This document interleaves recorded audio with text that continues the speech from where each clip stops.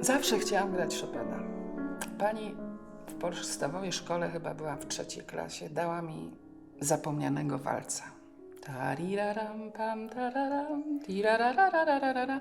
Tym walcem, przepraszam za określenie, obsługiwałam Dzień Matki, Dzień Dziecka, Dzień Nauczyciela, wszystkie możliwe akademie.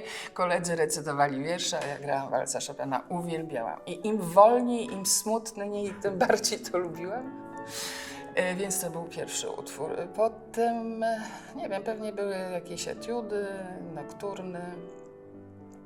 I bardzo szybko w moim życiu pojawiło się marzenie pod tytułem wziąć udział w konkursie chopinowskim. Więc ja się do tego konkursu przygotowywałam tak naprawdę, no powiedzmy, że od 10 roku życia. Myślałam o tym.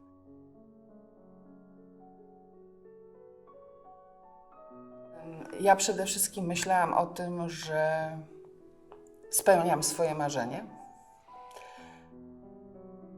Nie był to mój pierwszy występ w Filharmonii Narodowej, ponieważ brałam udział w festiwalu młodych, tak to się wtedy nazywało, który organizowała pani Jaźwińska i grałam wtedy koncert Sensansa z Agnieszką Duczmal parę lat wcześniej, więc znana mi była ta sala, wiedziałam jak brzmi i do dziś zresztą jest jedna z bardziej ulubionych przeze mnie sal koncertowych. Również pamiętam moment, kiedy grałam w 3. etapie, kiedy zaczęłam od mazurków. Miałam wrażenie, że same się grają. Już po 2. etapie fortepian był rozegrany.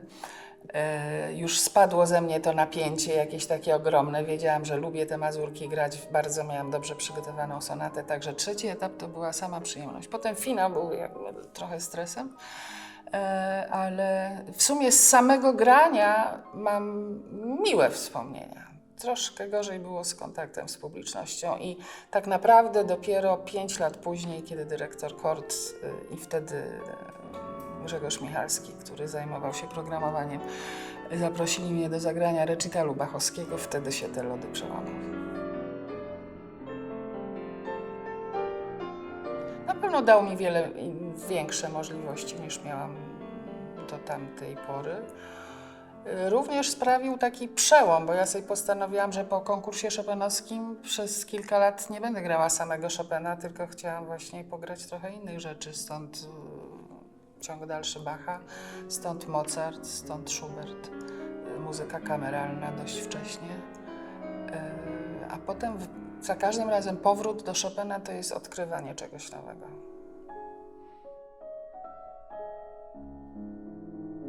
Szczerze mówiąc, wolałam brać udział w konkursie, niż obserwować go z obu tych stron, to znaczy jako juror i jako pedagog. Bo wtedy więcej zależało ode mnie. Teraz no, nie jest to tylko moje zdanie, tylko całego jury, kto dostanie jaką nagrodę i nie jest to moje wykonanie, tylko czyjeś wykonanie.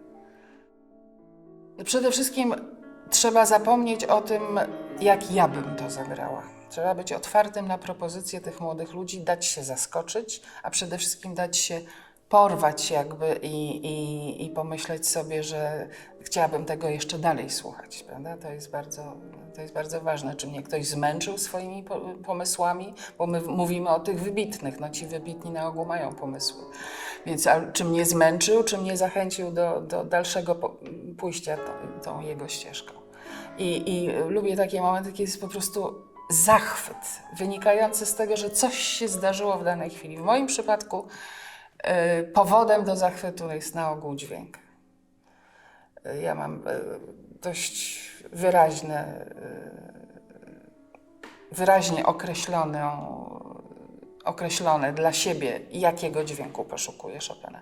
Takiego dźwięku z powietrzem, z przestrzenią, właśnie błyszczącego, a nie krzyczącego, lśniącego może nawet bardziej niż błyszczącego. Kiedyś mieliśmy taką cudowną dyskusję z Dan Tysonem, poszukując właśnie tego określenia flash, co to znaczy. Czy to jest błysk jak lampy błyskowej, czy to jest błysk, na przykład rozbłysk jakiejś gwiazdy, czy to jest, może być też flaszem, na przykład rozwinięty kwiat.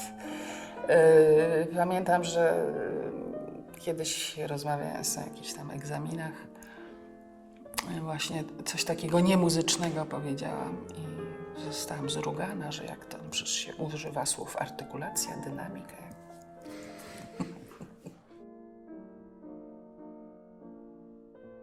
Chciałabym wiedzieć, usłyszeć, jakiego rodzaju forte wydobywał z fortepianu. Bo jakie piano, tego możemy się domyślić. Natomiast jakie forte, to bym chciała wiedzieć.